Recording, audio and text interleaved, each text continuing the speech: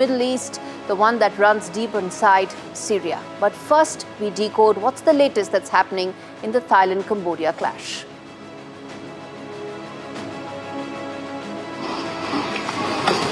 No.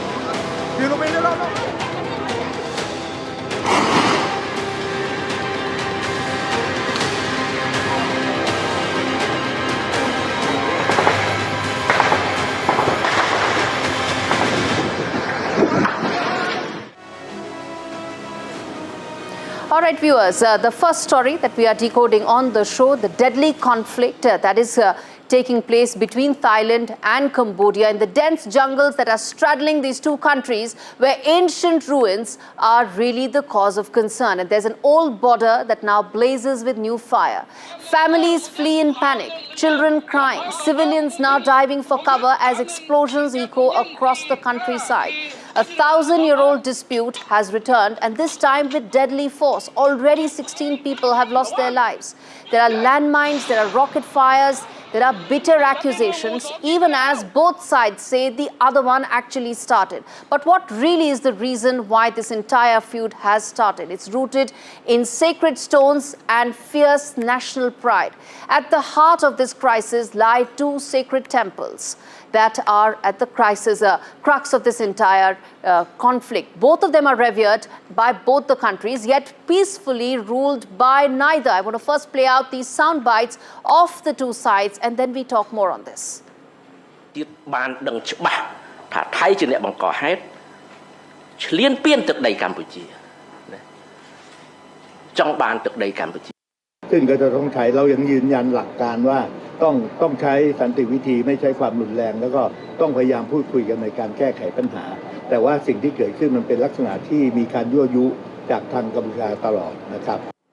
It seems the Thai jets launched airstrikes, Cambodian roads are bombed, civilians have perished, and diplomats have been expelled. And ASEAN remains silent. Well, ASEAN doesn't have much of a voice here, viewers. The International Court of Justice has also ruled on this border in 1962, reaffirmed it in 2013, but in the year 2025, it has carved its own bloody inscription in history as both armies clash across the 6 volatile zones, and civilians have been trapped between the gunfire and uncertainty that's caught in the battle, where neither side is now willing to relent. And in the shadow of these sacred temples, peace feels like a very distant, fading prayer.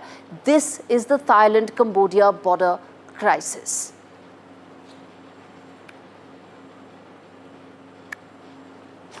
All right, viewers, let's now talk about what is the timeline as far as this entire crisis is concerned. I told you this isn't new. This has been going on for over a century. Let me put that for you in terms of understanding why this is something that leads to such strong emotions on both sides. 1907 is when the first colonial map was actually drawn.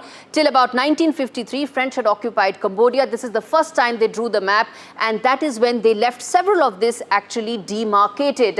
Next, the French map had actually placed these temples on the Cambodian side. In 1962, the ICJ had sided with Cambodia on this. This was just 9 years after French had vacated, and there was still a sense that a lot of this map had undemarcated territory very clearly. The reason why this feud is so intense on both sides. Next, 2008, 2011 is when the next set of very deadly set of clashes actually took place. But still not as intense as what we are seeing right now. 2008, 2011, about 14 years back, is when dozens had been killed in the temple zone premises and the areas, but those were smaller skirmishes. You did not have the kind of ammunition and weaponry that's being used this time around, so these clashes were not as intense as what it is right now. 2013, yet again the claim came up in ICJ, and it had once again reaffirmed on the Cambodian side that these temples, which are at the heart of this entire dispute, were on the Cambodian side. 2025, the border burns again, where you have this entire issue being used once again. It ignited in May, but it has now led to a possibility of a war. That is being said on the Thailand side, that there is a possibility that it could actually escalate into a full-blown conflict between the two sides.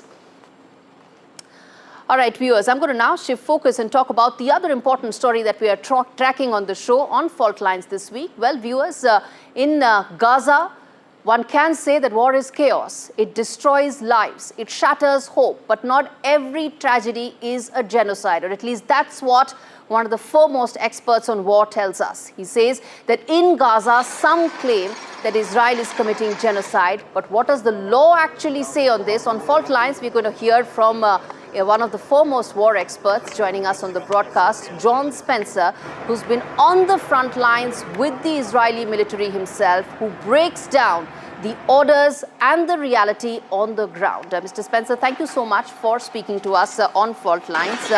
Let me first start by asking you that you've made two very significant arguments and actually saying something that nobody in the world is saying, which is that there is no genocide happening in Gaza. What's the premise of the argument that you've made, and why is it that you feel that the world has got it completely wrong? Sure. There's only two main points of the arguments, which are the two kind of attacking the counter argument that in order to have genocide, which is the highest of three, war crimes, crimes against humanity, and then genocide is the highest bar of human evilness, right? So the intent and actions to eliminate an entire group, race, religion, ethnicity. I argue that the statements that have been cited by Israel political leaders, so the prime minister, the minister of defense, and the chief of staff, about how they are going to destroy Hamas, or that Hamas is human animals. These in no way infer genocidal intent, which is the first bar you have to get over. Then you can get to actions. But genocidal intent usually requires, orders, direct statements, and each one of the comments that have been cited are just taken out of context. Of course, you want to destroy your enemy. I mean, they even use Prime Minister Netanyahu's comments about remember Amalek, which is a biblical verse that is posted not only on Israel's Holocaust Memorial national site, it's posted on the Holocaust Memorial in The Hague. Those few words, which means remember the threats that are going to try to attack you. It isn't a call for genocide against a group.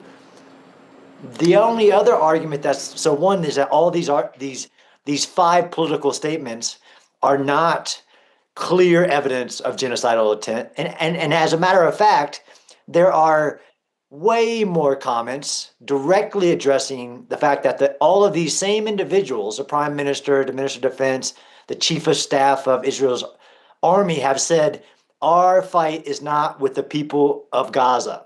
Just many statements. Of course, that is not factored into these people's arguments who say that there is genocidal intent. They don't factor in all of these direct statements. Okay.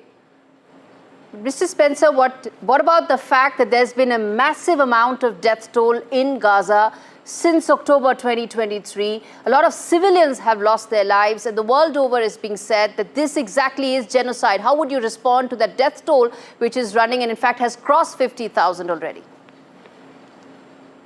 That's right. So, I mean, people can read the Genocide Convention themselves. It's only a few pages. And nowhere in it does it say, well, once you've hit this number of buildings destroyed, this many civilians unfortunately killed, then it's a genocide. That's not the way war works. It's definitely not the way the Genocide Convention works. And the numbers that are cited are very problematic, especially in this war where Hamas does not wear uniforms, does want civilians killed. Even if I'm having this argument, people will say, well, 17,000 children killed. Even that, although unfortunate, any child that gets killed, 17,000 children, that statistic is from Hamas. It includes everybody 18 and below regularly deploys child soldiers. And, there's problems with this list, natural deaths, all of this. The strong argument, you're right. If this was the way that genocidal intent was determined, the number of people killed in a war, almost every war could be classified as a genocide. And none of these things is that the way this works. Genocidal intent is determined by the words and the actions like of the commanders. And this is, again, resting on my primary research, going into Gaza with the IDF and observing their actions. there is no genocidal intent. And there's actually mountains of evidence opposite of trying to eliminate civilians. Mountains of evidence on what the IDF does to separate Hamas from the civilians, on warnings that they give. Okay. Mr. Spencer, then is everything happening only because of Hamas right now in Gaza? And are you giving a clean chit to Israel and Netanyahu completely in terms of whatever is happening, the death, destruction, devastation in Gaza, all in all is because of Hamas? No, so there's definitely the main. Of course, there's death and destruction in war, right?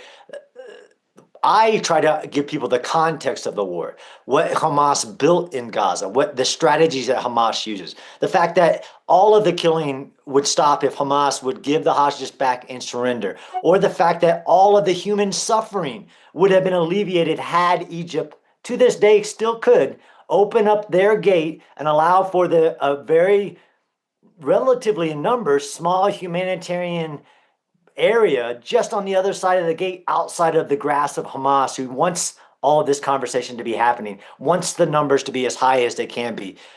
Every individual action has to be assessed like the law of war requires. So yes, if there's a bombing and civilians are excessive to the goal, then that has to be questioned.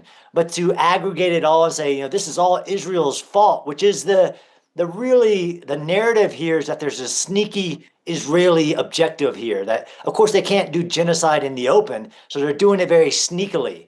That's just, again, an assault on my critical thinking skills and to those who have actually been there and seen the efforts the IDF are taking. Of course, there's lots of death, there's lots of destruction.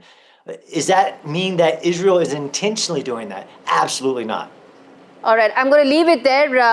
Mr. John Spencer, thanks much for speaking to us on NDTV. Well, viewers, that you heard one of the foremost voices in military history, military experts saying there's actually no genocide that's taken place in Gaza. A huge voice and a huge contra opinion that you're getting right here first on Fault Lines on NDTV. It's time to take a quick break. We return on the other side to talk about the other fault line, which is the one that runs across Syria. Stay tuned for that.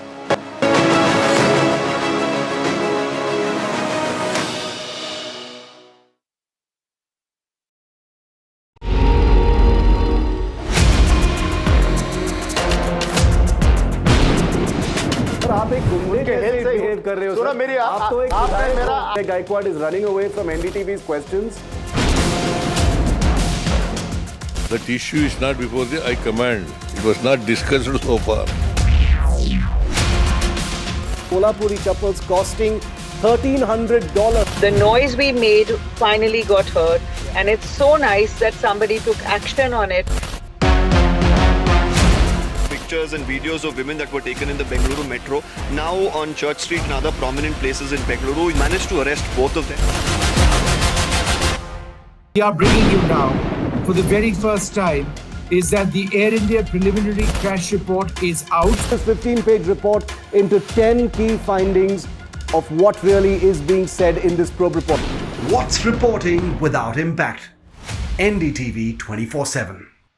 I've been reporting on all issues big and small from Andhra Pradesh, Telangana, rest of South India, bringing you all the action, all that you need to know, all that you want to know. The energy of maximum city is infectious. I'm bringing that energy in our news coverage from financial capital Mumbai. Covering from the southernmost part of India over the last 23 years, I bring in-depth and 360-degree coverage from the Dravidian heartland. The land of Mishti, also known for its bitter politics. I have seen much water flow under the Howrah Bridge, covering Bengal in all its vivid colors. India's IT capital is always bustling, a city full of startups, stories and surprises. And I keep you ahead on all the Bengaluru buzz.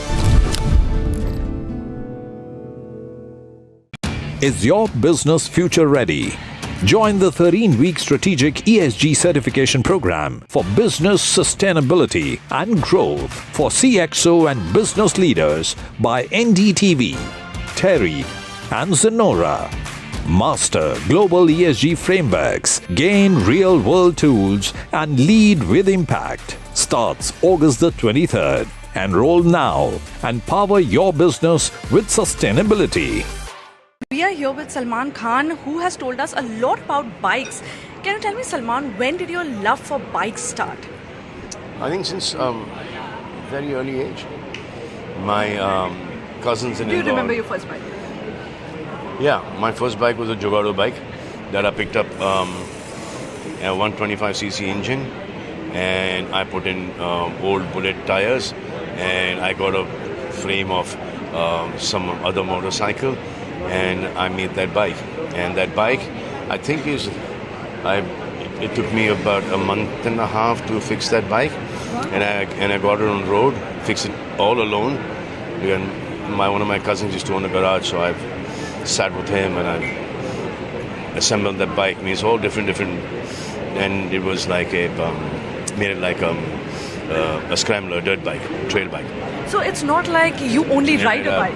No, so yeah, I mean, could do.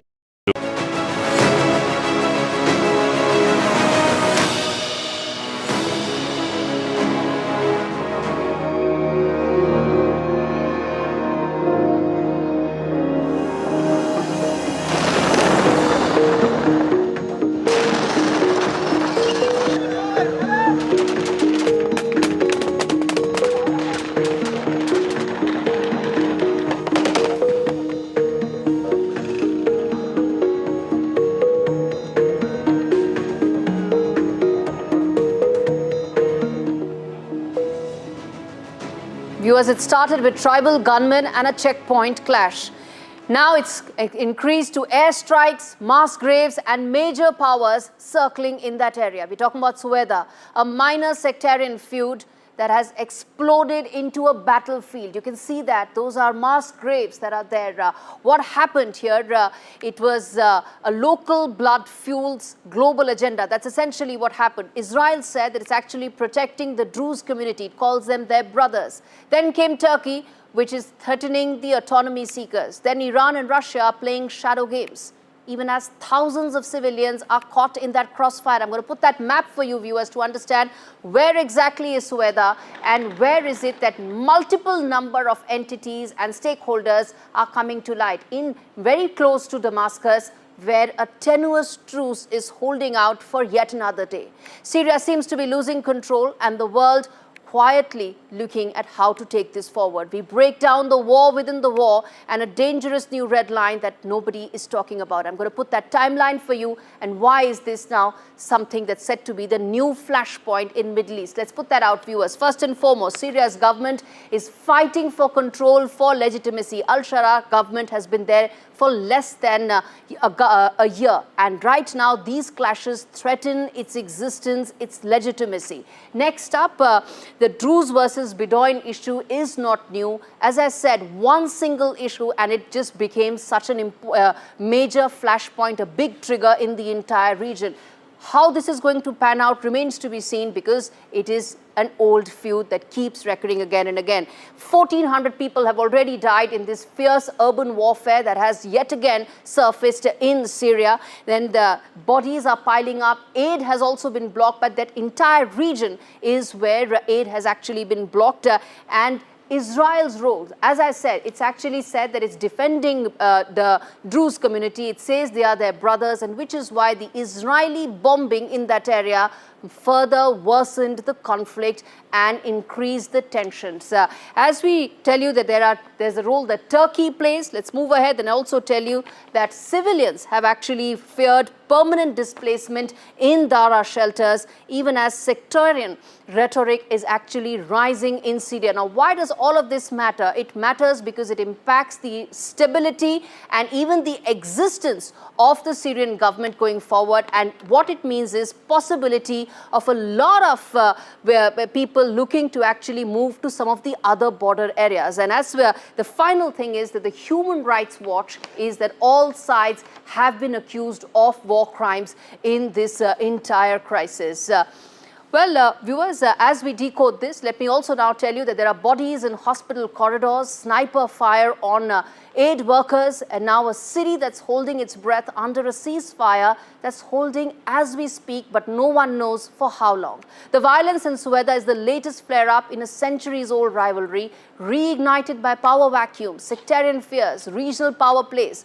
And this report is how we take you into the heart of a city that's battered by war, into a conflict that's shaped by history, identity, and of course, geopolitics. Take a look.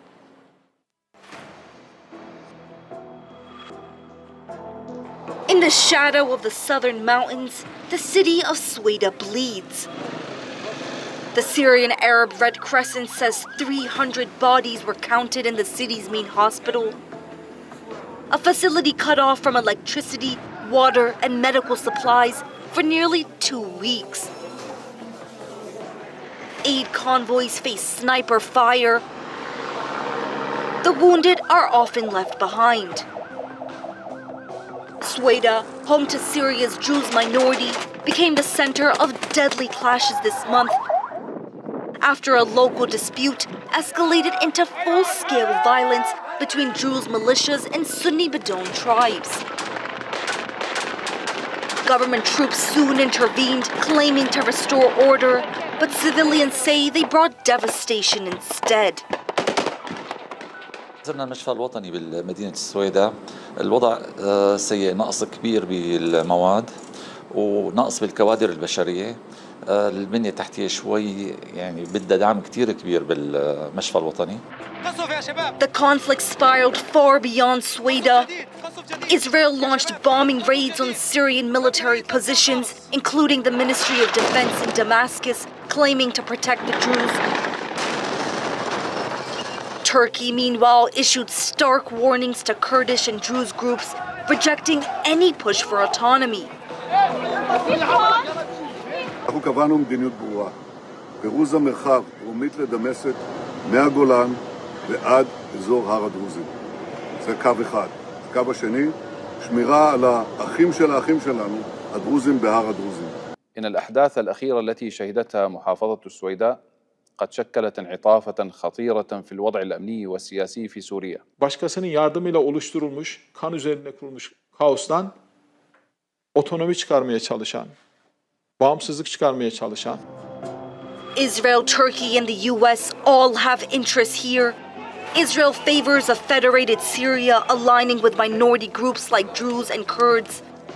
Turkey demands national unity, threatening to intervene if minorities seek autonomy. The US is walking a diplomatic tightrope, urging calm, while quietly backing the Shara-led interim government in Damascus. This is the latest flashpoint in a fragile post-Assad Syria, where ancient mistrust meets modern geopolitics. Let's get you a voice from Damascus. Robin Yassin Kassab, who's the co-author of Burning Country, Syrians in Revolution, joins me on the broadcast to tell about whether or not the threat on the Druze community, the reason why this escalation has actually happened, is going to be a major issue going forward as well. How do you see that, Robin? And explain to us just how intense is the threat that this community feels, because that will explain whether or not this entire conflict is going to escalate from here on. What every community here needs to feel safe and secure and at peace is accountability. We need accountability we need every criminal, whatever their sectarian or political or ethnic background, who commits a crime to be punished, and whoever their victims are. So I think that's what people need from the new government. We need to know that those who commit crimes will be punished, and that accountability will deter people from committing crimes against others. And we also need the militias. There's so many militias: Druze militias, Bedouin militias, Kurdish militias, Islamist militias, so many militias in this country. We need them to be disarmed, and that's a slow and gradual and difficult process. And we hope that we can manage to disarm these people and prove that accountability will exist and calm things down before these conflicts escalate further.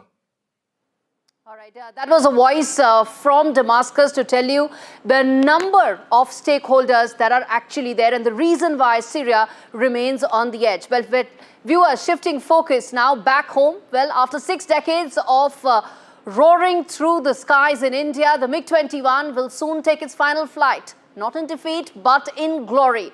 Born in the Cold War, baptized in every major conflict India has fought and won. Barring 1965, the 1962 war against China, the MiG-21 wasn't just a fighter jet. It was a sentinel of the nation's skies, a symbol of grit, a metallic memoir of courage. From downing enemy jets in the 1971 war to scripting aerial history with Wing Commander Abhinandan's bold sortie in 2019. This is the MiG-21 going out, and this report tells you how this entire aerial glory is something that India and Indians will always be proud of.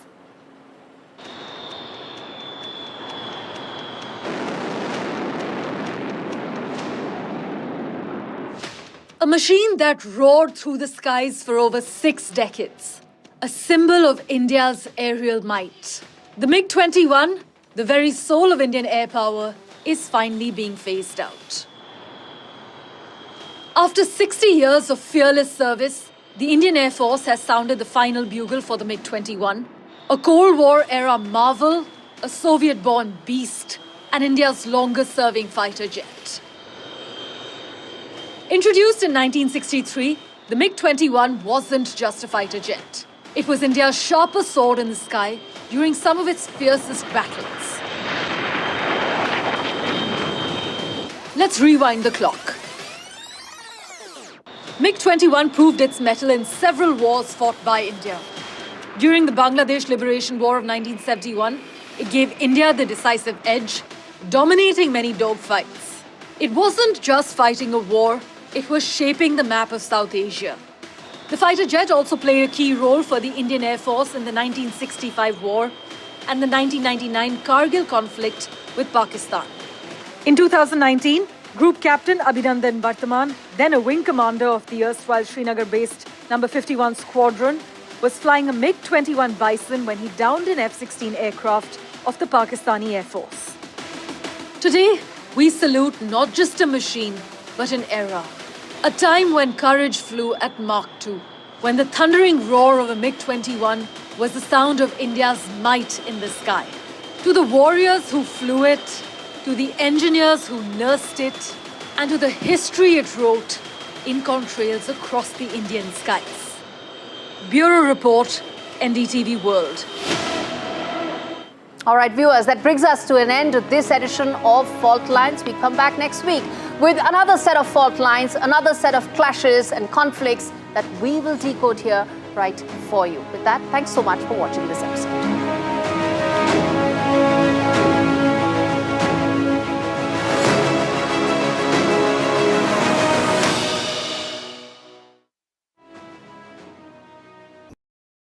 You know, thinking about something like this, like a Supercross, why did you think that I should invest here? Because we know that you love for sports. But No, why I just think you should put, what is that? Your money where your mouth is? Huh? Huh? Yeah. Yeah, I just think it's, I mean, they call it a niche sport and stuff like that. I just don't think that's what it is, because they're considering the population of our country and the amount of bikes are sold, and it is the largest selling country for bikes and scooters and stuff like that. So I just thought that instead of people racing on the roads, they should have tracks to race on. And I don't think this is a niche sport. I just think that there's no infrastructure, there's no league. So now we have a league and now we have the infrastructure. So all the guys riding on the streets, racing on the streets, have a chance to come and race in these leagues. Okay, my last question. Your film Battle of Elkan is coming, and we have seen how you have trained for it. It looks amazing, and you look fantastic in it. Thank you. I really appreciate that. And tell me a little more about it. When it's releasing? We are really excited about it. Time. We start shooting now, another 10 days, and then it'll release. This will be a quick release. I hope it's and it's an intense one. It's looks intense. It's a difficult one, as humanly it's difficult to do a film like that because high altitudes, hand-to-hand action, raw, brutal action in the Thanda Pani of Leh Ladakh. You are used to Thanda Pani. Huh? Yeah, but not so Thanda. Thanda Pani, peene ke liye. Yeah, यहाँ पे you'll be in the water for about 8 days. Yeah, in that.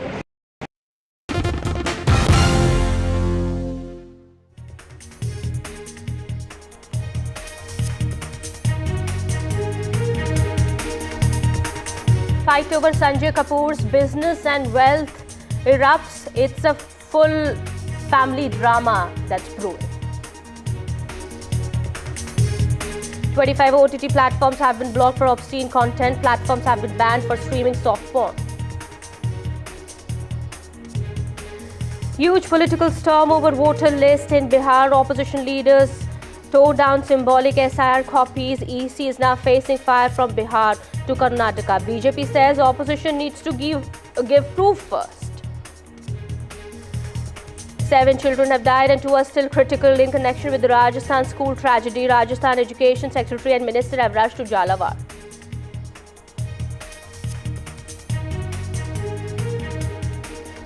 Prime Minister Modi is in Maldives for his 2-day visit.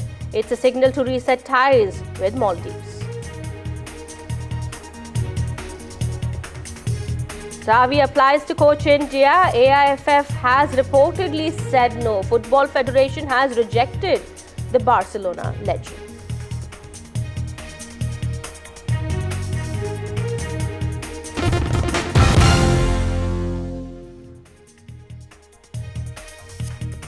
Hi there, very good afternoon. You're watching NDTV 24/7. My name is Kitty Bahel. We're starting this edition with our top focus. After the sudden death of businessman Sanjay Kapoor, the battle for control of his 40,000 crore business empire has now erupted. Sanjay Kapoor's mother has moved against her daughter-in-law Priya Sachdev.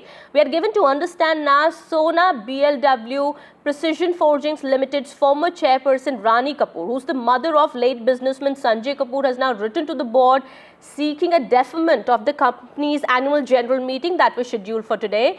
In this letter, Rani Kapoor has alleged coercion, misuse of documents and attempts to usurp the family legacy following her son's death. She has called for the suspension of the AGM and she cited several irregularities and also warning against any decisions being taken at the meeting. This is the big breaking news coming in at the moment. It's a full family drama that's taking place here in the Kapoor clan. We understand the battle for control of the 40,000 crore business empire of Sanjay Kapoor is now on, and Sanjay Kapoor's mother has now moved against her daughter-in-law Priya Sachdev. Let's first listen in to the advocate here, Vaibhav Gagar, on what has happened here. We'll try and get more details on this.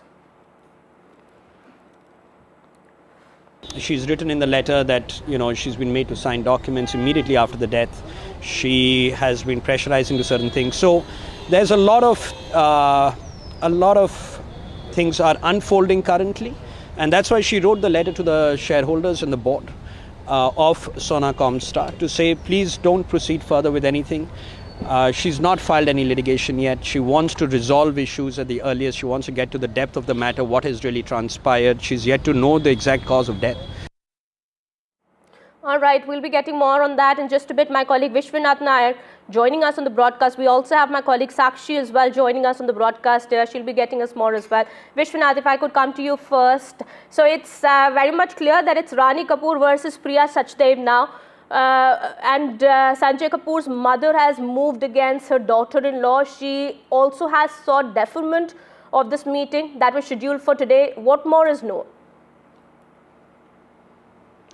Right, so there was a letter that was sent out yesterday actually by Rani Kapoor, and this was sent out to the board of directors of Sona BLW, where she had asked for a deferment of the annual general meeting that was set for 1 p.m. today.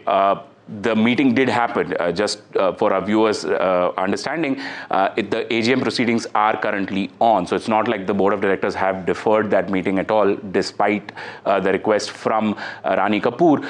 In her letter, she has alleged that right after her son's death, while she was still mourning, she was taken to a room and then made to sign documents which she was not entirely aware of what exactly those documents said, what she was signing over, and the details of the contracts that were therein.